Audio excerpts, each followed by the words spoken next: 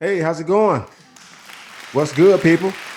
This is your host, LaVelle Powell. Welcome to the Keynote Cafe, the latest episode, huh? I want to thank you guys for tuning in. Very good show today. I'm not going to mess around very much with any preliminaries. I'm going to kind of get into this next guest because this show is very important, I believe. As you guys may be aware, 2020 saw the emergence of the COVID-19 virus that has ravaged several countries, especially the United States. It has caused everything from deaths of loved ones and friends, colleagues, to job losses, to businesses going no longer having a business, to all kinds of turmoil and all sorts of things that have resulted out of this virus and the impact that it had. So the entertainment industry has particularly been hit by this. Artists who were previously performing and doing shows, they can no longer really do live performances because of this virus and because of social distancing requirements. Also, everybody from roadies to managers to club owners and all other components of the entertainment industry have all been impacted tremendously by this virus, right? So with the end being in sight, with there being a vaccine and things like that sort of on the taking place now, and people are getting vaccinated, it's still a little bit of a long way before we really see we come out of the woods, you know. So from a business perspective and entertainment industry perspective, this next guest is here to sort of help give some hope and some direction to those who have been in the industry who have suffered as a result of the COVID-19 pandemic, as far as some business directions, maybe some ideas that they can kind of go and check into, and perhaps it can help sort of bring them out of this whole thing that was caused by the virus. This guy, Albin, is I consider him a business genius. This guy has like 2 doctorates, and one of them has to do with business. You know, the history of business and different things associated with business that make him a very highly qualified person, in my opinion, to come on this show and kind of give some direction to people who have been hurt, particularly from a business standpoint in the industry. You know, he's a longtime friend of mine and someone who I think is very, very capable of giving some much needed direction here. So I'm going to jump right into this interview with him, and then after that, then I'll go into some new news and details that I want to discuss about the Keynote Cafe. All right. So I don't want to hold you up. I know you're very busy. I'll just get straight to the questions that I had to ask, because I know you're definitely a like a bundle of knowledge when it comes to business stuff. So I know a lot of people can benefit from the information you have to give. And so I just think this this episode is of particular importance because of that, right? Because of the pandemic and the nature of it, and specifically the impact that it's had on the entertainment industry. You know, it's kind of, it just sort of ravaged the industry to a large degree and threw a lot of people off. You know, I'm sure nobody expected to have their daily routines in the industry uprooted and changed to that degree. You know, so this episode is very important in that it might kind of give some people some direction on what they can do, artists and other people who work in the industry, maybe some direction on what they might be able to do to kind of recoup and rebound a little bit. So um, I'll just start with the first question that I had to ask you. Um, so with the business obviously drives this country and the world, and there's pretty much nowhere that you can turn your head without seeing something that some evidence of business, you know, whether it's this, the roads, you know, anything, you know. But the entertainment industry is another thing that is worldwide, obviously, and so I just wanted to know from you what inspired you to get into business. What inspired you to get into the entertainment business and all the other things related to business that you're involved in? Okay, well, let me answer that in reference to the music industry in particular. Sure. I got interested in the music industry when I was about 10 years old, and the way it happened, I had a friend who lived a couple of houses away from me, and his father was extremely young, and he once said to me, "Do I want to go to the movies?" And I said, "Sure." And he said he'll take Ronald, my friend, and me to the movies. And he went to tell my mother that he's taking us to the movies. My mother said, "Fine." Well, he didn't take us to the movies. He took us from my suburban white Long Island home neighborhood to the Apollo Theater to see the first rock and roll extravaganza with Little Richard, with Chuck Berry, with the Big Bopper, with Jerry Lee Lewis, you know, and also the Crickets, you know, with Peggy Sue. Okay, yeah. And so I went there, and I had never. I mean, I was blown away. We were the only white people in the audience. We had center seats close to the stage, and watching these performers, you know, perform was just beyond belief. And then the tragedy of the crash afterwards that killed a few of them, you know, remained with me. But you know, but that was my first introduction to, first of all, to R&B and rock. And I started listening to it on the radio, and my mom would ask me, what made you interested in that? And I could never tell her that I went to the Apollo Theater. She thought I went to the movies. So that was my first introduction. Then the next thing was when I was, late teen, early 20s, I lived on Long Island, and I lived in a place called Long Beach, and right next to it was Island Park, and a place opened there called the Action House. And it was the first, club. This again was back in the, mid to late 60s. It was the first club on Long Island, and it was a major club. Leslie West performed there, who I got to meet and got to know.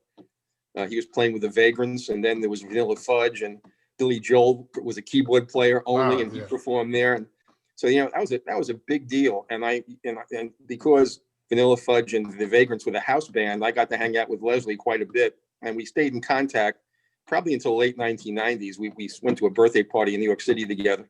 And I lost kind of contact with him until his tragic death, which just is very difficult for me. But so I got to see club life. I got to see a concert at a theater when I was still fairly young. And then, of course, it was Woodstock. And I went to Woodstock, and again, Mountain played there with Leslie West also, and Jimi Hendrix, the whole deal there.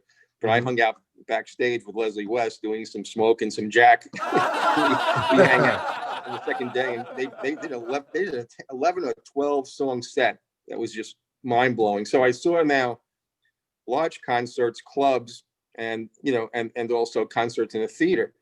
And then the final thing was the Fillmore East. There was a Fillmore West in Los Angeles, a Fillmore San Francisco or Los Angeles, I forgot where. But it opened up on at the 8th Street Cinema. They renamed it the Fillmore East, and I saw Eric Clapton there. I mean, I saw so many bands there. So, I was immersed in this kind of live music entertainment thing. I just loved live music and going to see it. And then of course my education took me into how does this link to business? And my doctorate is in neuropsychology, and I have a dual degree. My other doctorate is in U.S. economic and business history. Oh, cool. So I wanted to understand, how does business evolve? How do things rise and fall? How do certain types of entertainment become prominent and then recede into the background? Sheet music was a big thing in the early 1900s, and now you don't even see it anymore. Vinyl was so big. Now vinyl's making a comeback, but vinyl disappeared. And you had 8-track, then you had cassette, then you had VHS, and and these things just died. And I was curious how innovation affects industry, particularly the music industry. And then finally, for about 10 years, I was involved deeply in the music industry, managing some up and coming artists that were doing extremely well and had some #1 hits. So I got involved in the management side. So I've kind of seen everything from the academic side of understanding business to the actual nuts and bolts about what goes into concerts, clubs, large scale concerts. I just saw it all. So I always took an interest in the business aspects of it. And that's how I got started. That's pretty. That's a lot, man. That's a lot that you were able to capture and experience. Not many people get at a young age and over a period of years to get that much experience. And I mean, you got to see some legendary bands and artists and people who are like staples in the industry now. That's tremendous. And I can imagine it had to have had a huge impact on you, and connected with whatever it was that was already there that made you ultimately decide that you wanted to, delve deeper into it and even make it a career, So that's like, wow. I wish I could have. Yeah. The experiences, LaVelle, were incredible. And, I got to see so many changes in the music industry over the years, and how artists responds to those changes too. And it's not easy. One of the other things I did, I'm just going to throw this in because it's really relevant to what we're going to discuss today. Mm-hmm. I took a great interest in complexity. People develop very simple shorthand ways of understanding markets and market changes, because it's convenient. It fits into our mental landscape. But they're often erroneous, and they lead us down a lot of blind alleys. Complexity allows us to see what are the alternatives out there? How many scenarios are there? And what's the probability of certain things going certain ways? And what's within the realm of possibility for any one artist or band or group to be able to always have a solid career, being cognizant of the changes, but more importantly, what is my brand and how does my brand relate to these changes? Can I do this? And if so, what do I have to do it? Right. So it's not simple. It appears to be simple. Like this new technology, let's just do it. It doesn't work that way. Yeah, so there's definitely a lot of pieces to that, clearly, and even more so in today's time. So, I mean, that's definitely touching on the next question as far as like having that adaptive mindset, as far as in the industry, and when you have things that were previously good sources of income for you, and then they get complicated or stop or slow down, dwindle down because of some major technological change or something in the industry. So I guess why is, I don't know if people know why, why is that so important to be able to adapt, right, and adjust and just keep moving on and in order to stay relevant? And why is that so important? Well, first, let me just review really briefly what is an adaptive mindset. It's kind of a mental attitude where you assess the facts and circumstances in a particular environment, okay, and you make the appropriate adjustments to be able to succeed, depending on whatever those changes are in a given period. Hmm. And that implies a perfectly rational person who can Yeah. assess things without emotion, understand the new technologies or changes in the environment, and readily adapt to them. But people don't Hmm. work that way. People have an emotionally vested interest in the kinds of behaviors they do every day. Yeah. So if I'm brought up to know that if I do concerts and I sell CDs, I'll have a music career, and then somebody tells me it doesn't work anymore, it'll take me a while before Yeah. I say, hey, I'm going to give this up because this has been my bread and butter and I've been wedded to this for so long. Yeah. So the first thing is, having an adaptive mindset. You have what I call first responders. There are people that love change, that can't Yep. wait for the next thing to come out. And there are plenty of musicians out there, who do that, who just look to the new technologies and move towards them rapidly, you know. And that is, in a sense, their brand, that I'm cutting edge, I'm innovative, I'm always Yeah. on the cusp of change. But for 90, 80, let's say 80% of the bands, that doesn't work that way. They want to Hmm. see, let them do it first and let's see what happens before I put my toe in the water or That's take the true. risk. So, it's an evolutionary process, not a revolutionary process. There's a tipping point. There's a point at which, when you have the first responders and they build enough credibility, then everybody gets on the bandwagon. But, I'm going to keep coming back to the notion of brand, Yeah. that we don't pay enough attention as musicians to what our brand is and how does it changes in the environment, changes in our industry, changes in technology. How does that impact my brand? Like, if I'm doing old school and I'm doing blues, do I want to move into, a virtual environment using avatars? You know, is Right. that is Yeah. that does that connect with my music or who I am? Yeah. And sometimes if you adapt those changes, it could destroy your brand and leave you, in limbo. Hmm. So these are very difficult decisions, and that's why, it's important for, if you're not capable of creating new music, doing rehearsals, doing gigs, recording in the studio, and managing the business aspects. You got to turn the business aspects over to somebody else. Yeah. And it's hard to find good managers, who don't keep repeating what they've been taught. Exactly. Yeah. So, Yeah. Yeah. so the adaptive mindset is evolutionary, not revolutionary. And oftentimes you need to know your limitations and bring somebody in who can create value. Yeah. That's absolutely true. So, do you think that is it possible for someone to rebrand themselves? Yes, that's a great question, LaVelle. And the answer to that is, you can still maintain continuity and rebrand yourself. There's something called the blue ocean strategy. What that is, I can still have my brand, but I can seek to engage my fans in a non-competitive space where I Okay. create something that's more unique and different enough so that I don't have to compete with everybody else that either has, still using the traditional ways of creating music, or Yeah. more revolutionary, adapting immediately. I can find a non-competitive space and still have my own brand, but define myself as being unique. And the uniqueness is what your brand really is. Otherwise, you know, Right. you could be a cover band and be totally unique.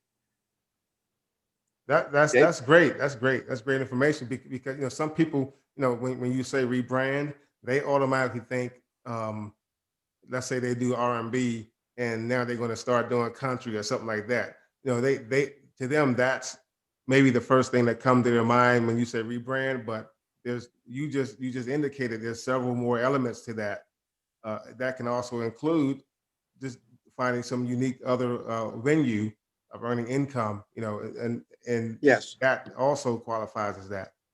Yeah, and LaVelle, again, your point is well taken. Look, there's not that much difference between gospel, country, blues, and R&B. Let's Yeah, face it. yeah, And there's places where it can cross over, and we saw Lil Nas and do that, with Billy Ray Cyrus last year, where they had a tremendous hit with a crossover hip hop and country, and that's a yeah, stretch. Hip hop and country is kind of a stretch, but gospel and country or gospel and blues is not a stretch. So you can still maintain your brand, but you can still adapt to new markets, and mm-hmm, then have multiple fan bases, not just one fan base. mm-hmm.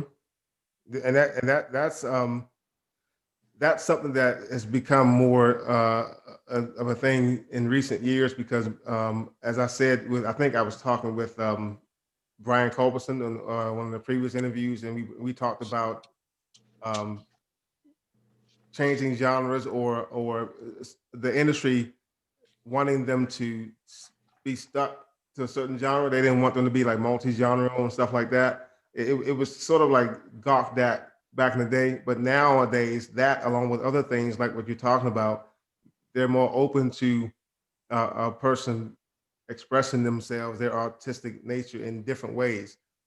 Back in the day, it wasn't really like that.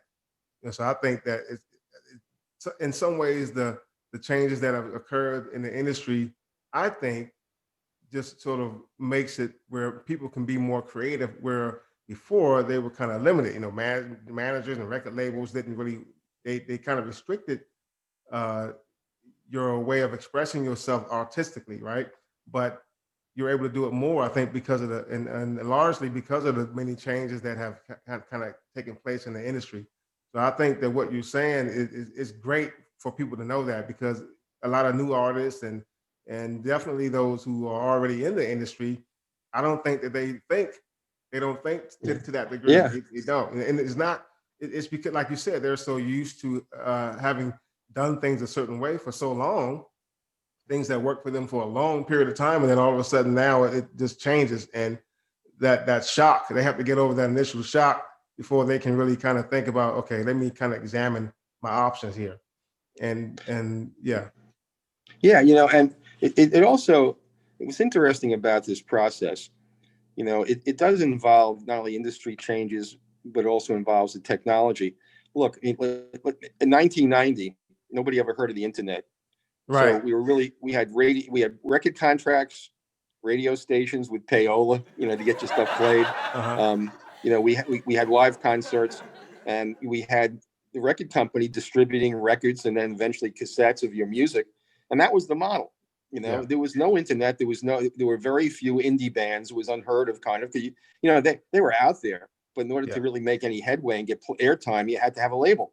So that changed with the internet, and everybody, accepted that. And we moved into the digital age.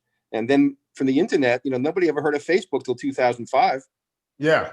And Google. It wasn't out there. Yeah. So, now we had the internet, now we had Facebook, and then following on the heels of that are Instagram and LinkedIn, and I can go on and on, Snapchat. It's one after another. And gradually artists realized, if I'm going to build my base, I really need to use social media to enhance my fan base. And then, of course, you had Google, and you can put up your music on Google. Yeah. You have your own page. So, this was an evolutionary process. And along the way, at some point, quantitatively, when you have these changes taking place, Yeah. suddenly it becomes a qualitative change. There's a moment in time where things change, and COVID created that moment. The technology was there, but nobody ever heard of Zoom last March. Never heard of it. It was Right. there. Yeah. Mm-hmm. Nobody ever heard of Zoom. So what happens? Now virtual concerts, the technology was there, and we saw it evolving. But suddenly we have to put our foot in the water. We have no choice, and take the leap of logic, and say, I got to do this because I can't perform in clubs. I can't do concerts live. And and the trickle down, it affects clubs. It affects Live Nation. Live Nation last year lost 98% of their income. Wow. Wow. Now that's a company that expect to be adaptive, but nobody saw this coming. Yeah. And so you reach a point where the technology was evolving. Let me just step out and just say one more thing. In the late 19th, early 20th century, centralization of the workplace took place, both in terms of factory labor and executive management.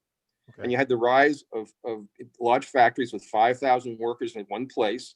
You had centralized management. Okay.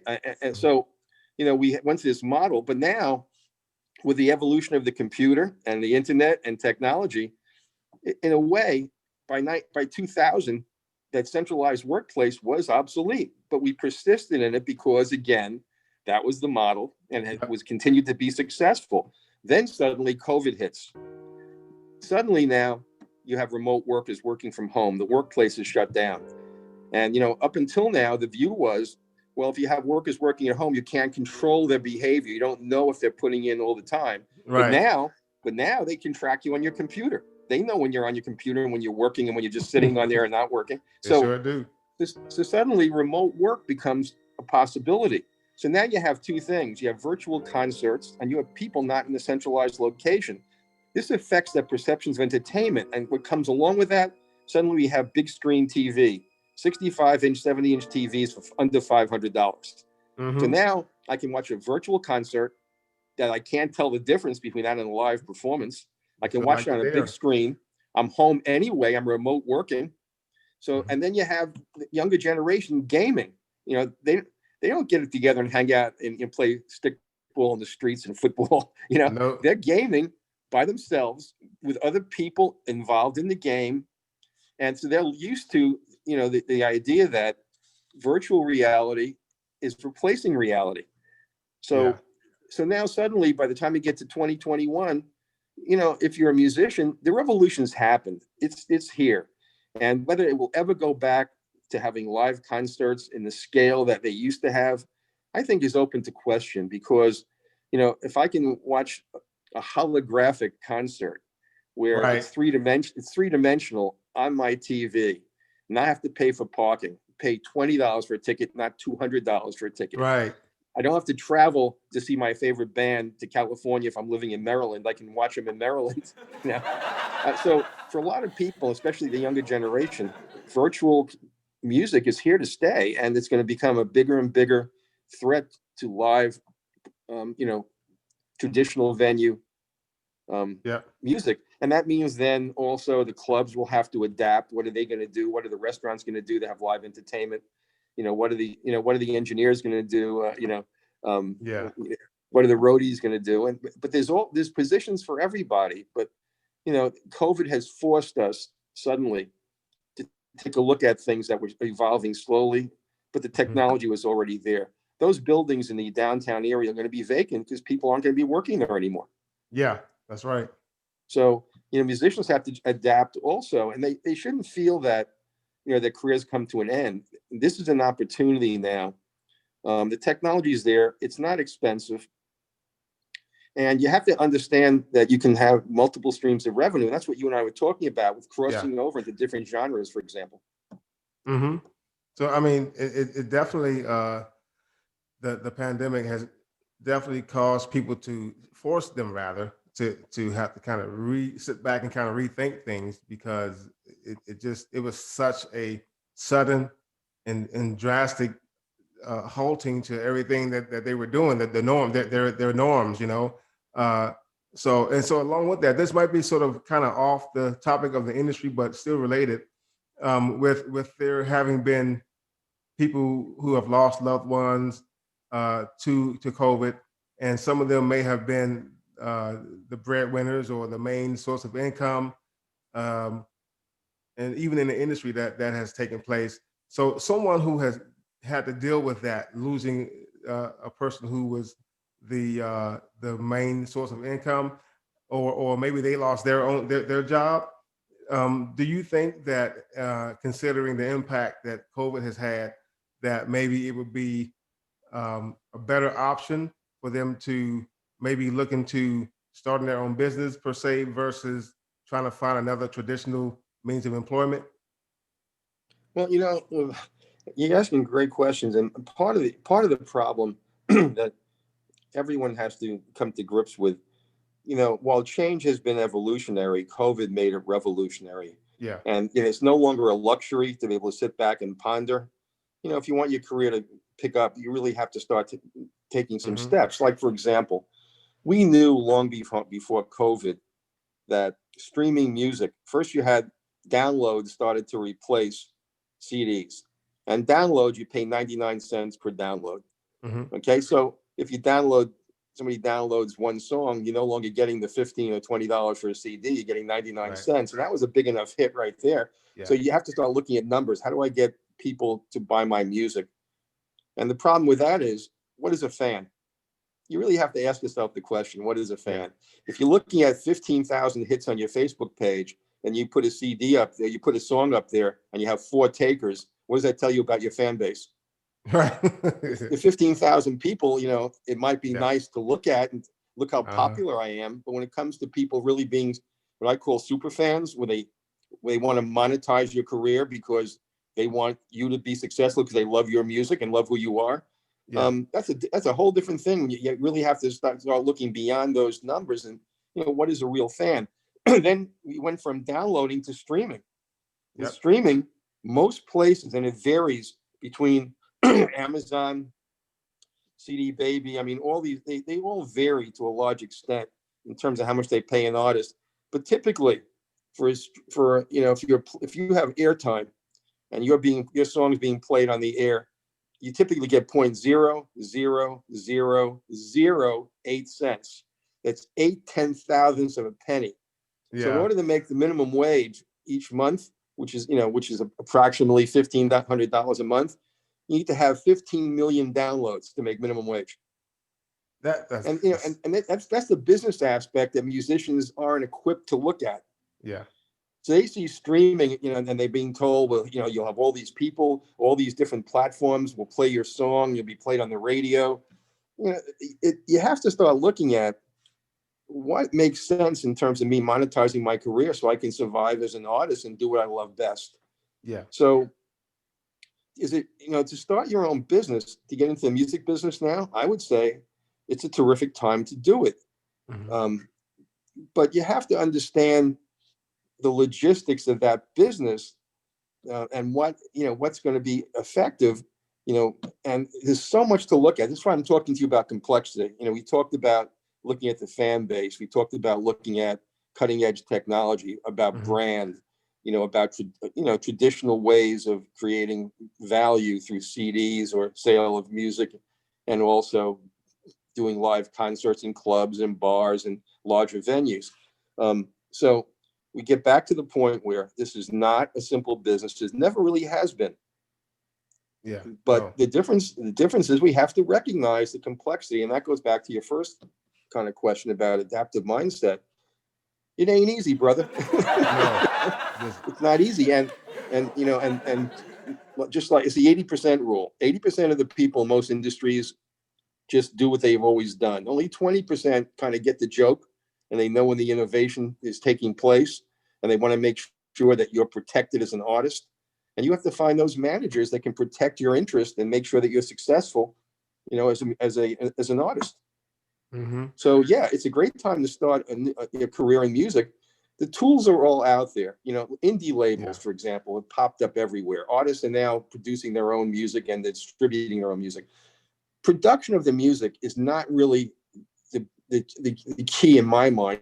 It's distribution.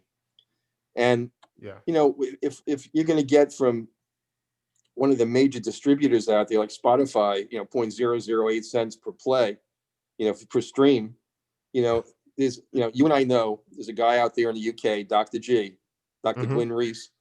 He has MFM digital networks. He owns multiple radio stations.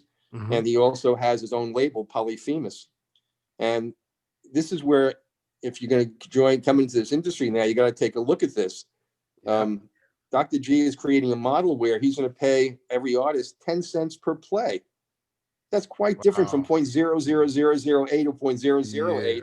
This is 10 cents a play. So if you get 1,000 plays in a day, okay, you just made $100.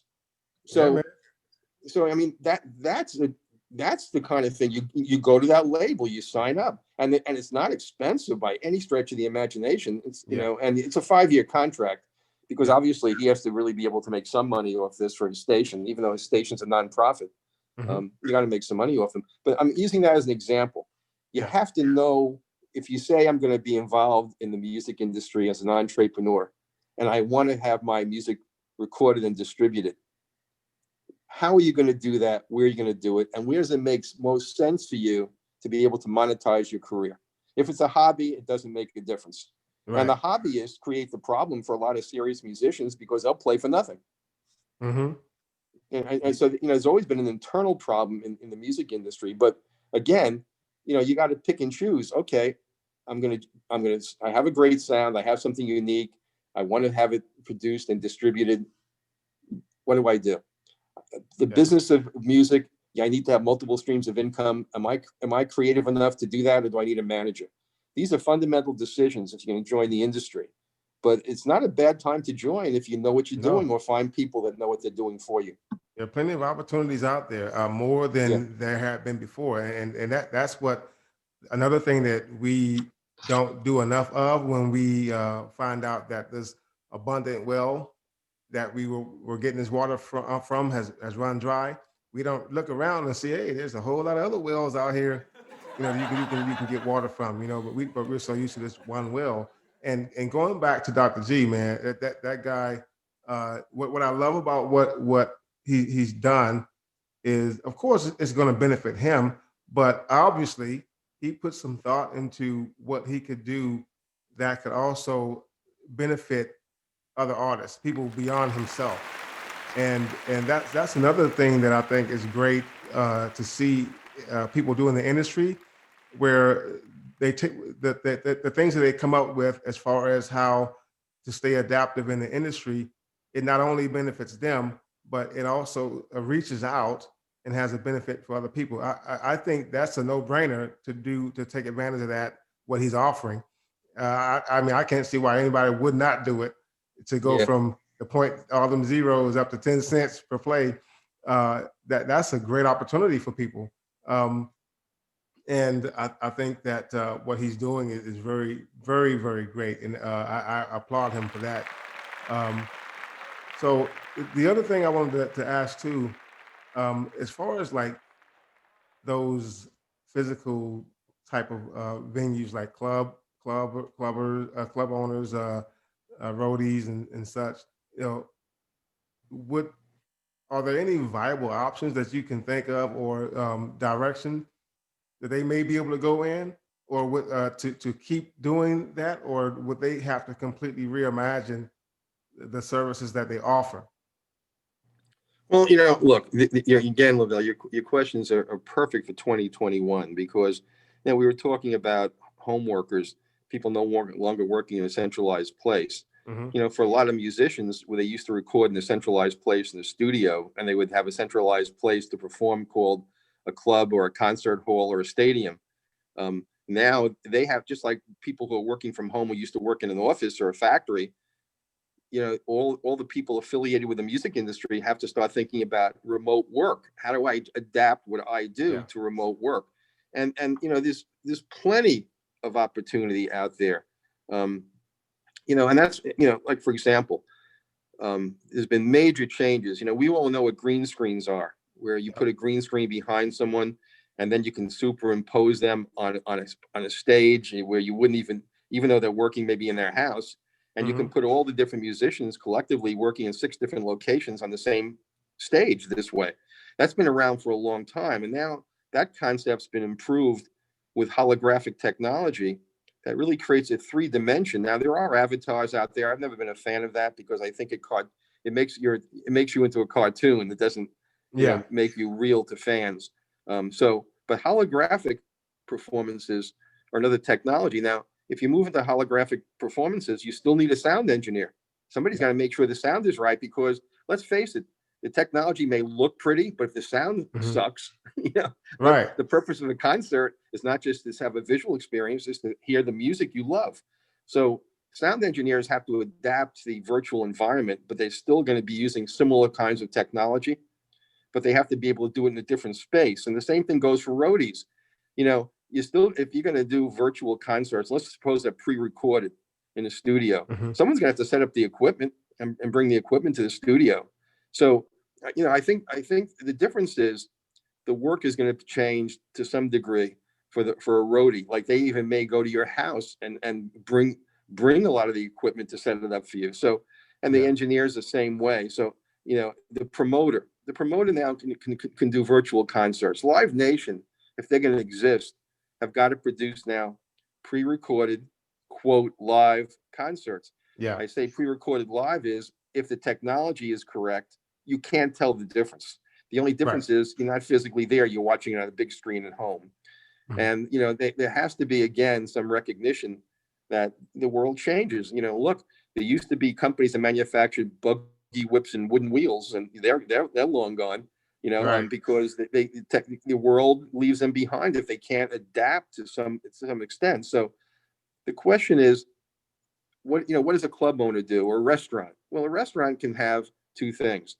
They can have a pre-recorded great, they put up a big screen and have a great band, a well-recognized band playing every Friday, Mm-hmm.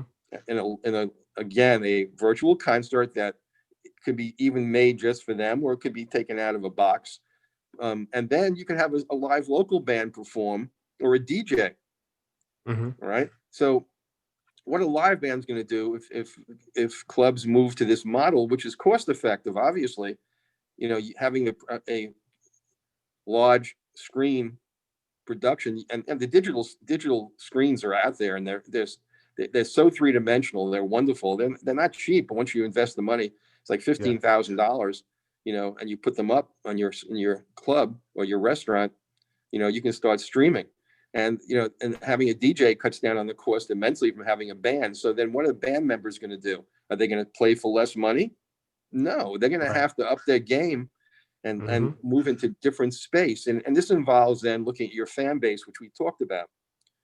And you and I have had this discussion before, and Yeah. this is where I'm coming to. Some time ago, some guy said, I can't remember who he was, but he said, you need to have super fans, not fans. Super fans buy things. Fans just say hello. And Right. I've been looking at, and I've been working with artists. I've been trying to get them to understand this concept. You have the media. One-to-one marketing is what Amazon does. They will send you things based on your buying history that they know you're interested in terms of product classification or brand. Mm-hmm. They know, and they'll send you this stuff regularly by email, or when you log on, they have recommendations for you. That's Mm-hmm. one-to-one marketing. This is what musicians have to start doing. They have to start engaging their audience one-on-one. Now, it may Yep. sound difficult. Now, if you're a guy like, let's say, Sam Smith, where you get 50 million hits on your song, you don't have to engage anybody one-on-one. Right. But for artists breaking into the music industry, for artists already in the industry that are pressing the limits of being a B performer and want to become an A performer, Mm-hmm. you still have to make money. So you have to start engaging your fan base and creating super fans. And you can do this by getting email addresses. You can use Zoom and have meetings every week with 10 of your fans and give them special insights. Mm-hmm. And then they build loyalty. And here's the bottom line. You create maybe membership levels for your fans and ask them to become members, because you can get them to understand this is a business, and like anything else they buy, if they're buying into you, they have to be able to be willing to spend money on that brand or that product. Right. So if you can get 1,000 people, you work on it for a year and get 1,000 really super fans, and they're willing to spend $8 or $10 a month, and you have 1,000 of them, right? Mm-hmm. So what are you looking at? You're looking at, $100,000 a year. Yeah. Okay. And, Mm-hmm. but you don't need 100,000 fans at $1 each. Right. That's my Exactly. point. So, Right. this is a different universe where you can do one-to-one marketing. And once you have the 1,000 super fans, you start building on that, and then it takes on a life of its own. You don't have to communicate with them anymore, because there are plenty of things. You can have a VIP room and create that for your fans, where they can come in there, if they want to log in, and you can answer any questions they might have, and you can take questions. Yeah. There's all kinds of technology now to build a fan base that you can monetize. It's not important to build a fan base that doesn't produce any money. It's useless. Right. Exactly. So I guess my answer to that, I guess my long roundabout answer to that is, there's room for roadies, for engineers, for promoters, for club owners, but they have to start looking at the realities of the marketplace. What's possible to do within their budget? What's possible to do within their limits of creativity? And who do you have to bring on to make this happen for you? Yep. Sharing the pie sometimes makes you more money than trying to keep it all for yourself. Absolutely. Absolutely. And I So- think some people, more people can benefit from accepting that. That's kind of the nature of the beast now. You have to sort of involve other people in there that can help you get to where you're ultimately trying to be. And everybody, there's definitely enough success for everyone to have along the way. So you don't have to focus on trying to keep it off to yourself. Why not do something where everybody will benefit from it, including yourself? Yeah, and I think, LaVelle, the idea of one-to-one marketing is really one of the most important things we're talking about today. There's Yeah. technology right now where you can get a photo of your fan and you can create a photo with you and your fan and give it back to them. It costs you next to nothing. The technology is there. Yeah. So you can have the VIP room I talked about. You could be involved with your fans and they say, can I have a picture with you? And you can say, yeah, if it's, $2, I'll give you a picture, I'll sign it and send it back to you. The technology is there. It costs next to nothing. And now your fan has a personal memento of a VIP meeting, but they never saw you physically. Yeah. But That's it's close. great. Can't be much closer. There's a picture of me with this artist. And I mean, and considering everything with the technology and the things that have led to that technology, yeah, that they would love that. I mean, they'd love that. That's something they'll be waving around, showing everybody, hey, look, I have a picture with whomever, Right. So that'd be great. Yep. So are there any final words that you may have that you can offer to give people like in the industry who are dealing with the impacts of the pandemic and such, some direction before we close? Or Well, I think it's first recognition that just because you can't do concerts and sell CDs, your career has not come to an end by any stretch of the imagination. Has it been set back? Yes, because no one saw the magnitude of this change coming, even though the technology, as we've talked about, has been emerging and the changes have been there all along. It kind of hit a wall and everything now is in a different space. So part of this is recognizing that you can have a lucrative career, just as lucrative, but it's going to be different. And if you want to stay in the music industry and you love what you do and you love producing music, whether you're an engineer or a roadie or a promoter or a manager or a club owner or an artist, that you can still be in the game, but you may have to look to other people to bring into the mix that have expertise that you don't have. Okay. Like, for example, in the old fashioned record company, you had A&R. You had people that built your brand. That's all they were devoted to is building your brand. They were specialists. So you may need specialists today, to be able to create the multiple streams of income that are required today to protect any artist from a sea of change like we've seen recently. Yeah. So yeah, it's doable. It's out there. The pieces are all out there, but for a lot of artists, it's hard to put it together. You had Brian Culberson on your show, who's just an amazing artist, and he's so innovative. And the guy turns out 100 songs a day. I don't know how he does it. Yeah. But and the quality is awesome. He's extremely creative. So for him to adapt new technology is a lot easier than for a lot of us. Because that's who he is. I mean, how many instruments does the guy play? Probably 10 of them. Yeah, I know. So we're not all Brian Culberson. We have to recognize that, and sometimes we have to say, "This is the limits." I can produce some great music, but there's limits to what I can do in terms of creating a business model that makes sense, and that involves technology and management. And you have to sometimes just say, "I got to bring in some people that really know how to do this." Yeah. So, hey, man, I appreciate that. That's a tremendous amount of advice, and I'm sure a great many people in the industry and even those who are not can take what you say and apply it to some plan or something that they may be interested in doing to kind of rebound from all of the things that were caused by this pandemic. So I thank you for that. You gave a wealth of advice that people can definitely benefit from. So I appreciate you taking time out of your schedule to talk with me, man. I appreciate that, my brother. So thanks a lot. No problem, LaVelle. I love you, and you're doing a great job, and you're a phenomenal musician. And the Keynote Cafe, there's nothing like it out there. And No. you're doing the music industry and your fans and also the artists a great service. So we thank you too. All right, man. I appreciate that deeply. This show Take is care. definitely doing great things. So appreciate that. Thank you, man. Take care of yourself. All right, you too now. Bye-bye. Bye-bye. How about that, huh? Great interview with Mel Albin.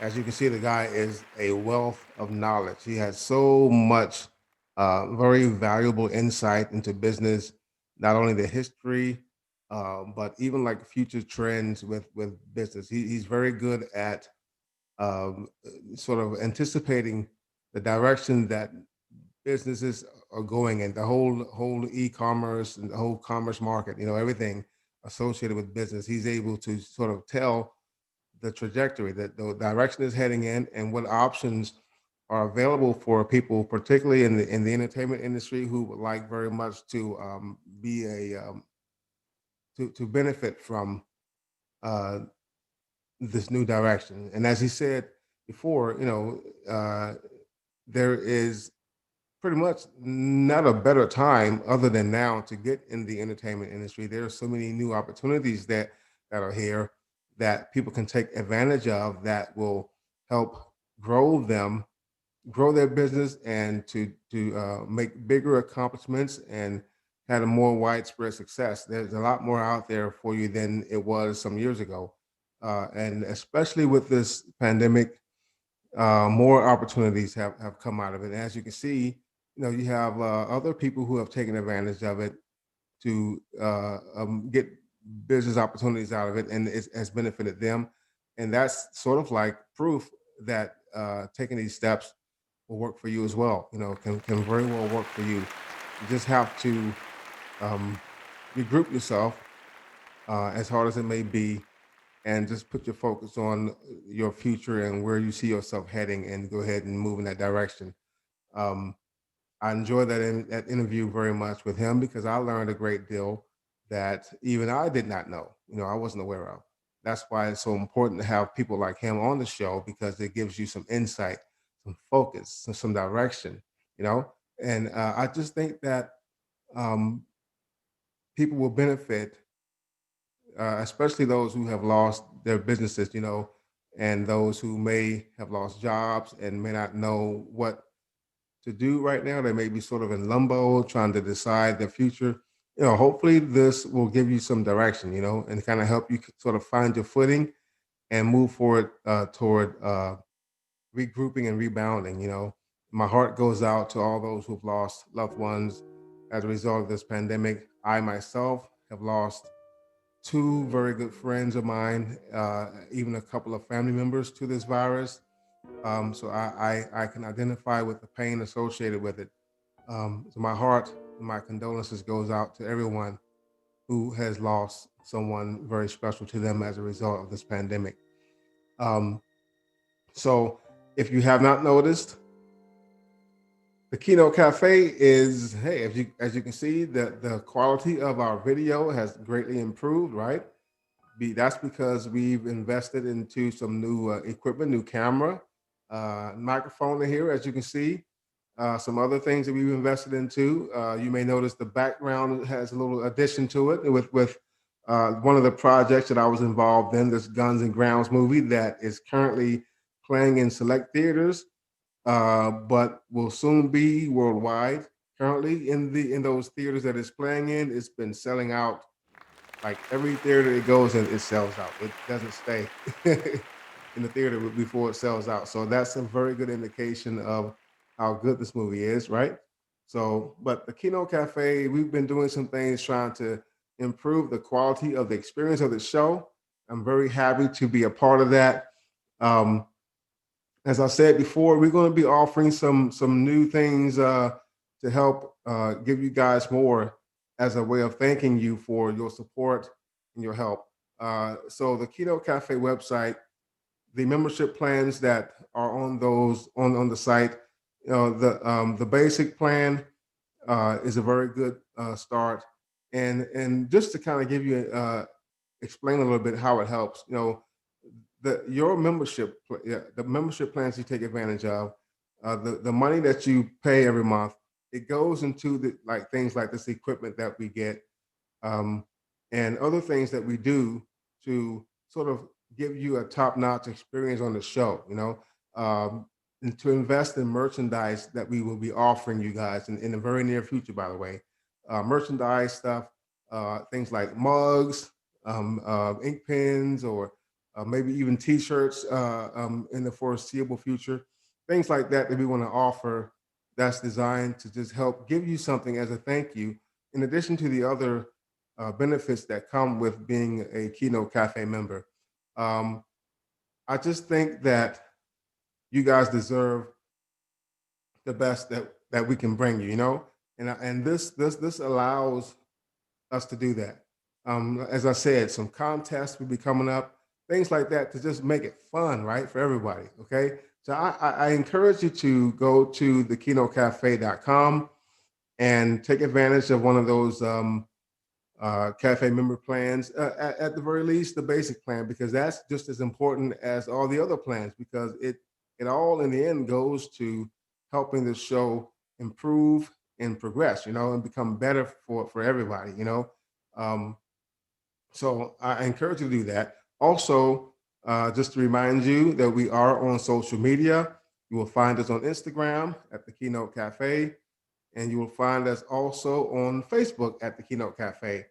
So you can just go to any of those platforms and type the name in, and it should fairly quickly bring up the site. And the emblem, you'll know because the emblem is very similar to that poster that's behind me there. Okay, it'll look just like that. You'll see the Keynote Cafe with LaVelle Powell on there.